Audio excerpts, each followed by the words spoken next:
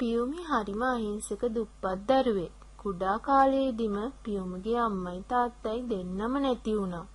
පියුමිට කුඩා කාලයේදීම ගෙවල් වල වැඩ කරන්න යන්න වුණා. පුංචි පියුමි දවසකට ගොඩාක් වැඩ කළා. පියුමිගේ වැඩ කරන ගෙදර මහත්තයා හරිම සැරයි. පුංචි පියුමි කොච්චර හොඳට වැඩ කළත් හොඳක් අහන්න බැරි වුණා. පියුමිට දවසක් නොසිතූ දෙයක් සිදු වුණා. පියුමි රාත්‍රියේ නිවසේ උදවිය කාපු කෑම වාදන සෝදමින් හිටියා. හදිසියෙම මහත්තයා ඇවිල්ලා පියුමිට හොඳටම ගැහුවා. අනේ මට ගහන්න එපා. අනේ මම වරදක් කළේ නෑ මහත්තයා කියලා කෑ ගැහුවත් මහත්තයා ගහන එක නම් නැවැත්තුවේ නැහැ.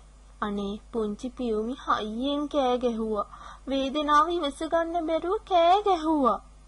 ඊට පස්සේ මහත්තයා පියුමිව ගෙදරින් පිටත් කළා. ඒ වෙලාව රාත්‍රී 10ට පමණ ඇති. පියුමි නගරයේ දෙසට හෙමින් ආවා.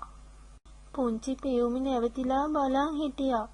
තමන් කොයි දිශාවකට යන්නදයි පුංචි පියුමිට හිතා ගන්න බැරි වුණා. පියුමි නගරයේ දෙසට ගමන ආරම්භ කළා. මේ අතරතුරදී පියුමිට පුරුදු මුහුණක් දකින්න ලැබුණා. මේ සිරිල් මාමානේ. පියුමි අඳුනගත්තා. සිරිල් මාමා පියුමිගේ අම්මලා ඉන්නකොට ගෙදර ඇවිත් තියනවා පියුමිට මතකයි. පියුමි සියලුම විස්තර සිරිල් මාමට කිව්වා. මාමා පියුමිව ඉක්මනින් රෝහල්ගත කළා. පියුමිට ගහපු මහත්තයාවත් හිරේට නියම වුණා. පුංචි පියුමිට සනීප වුණා.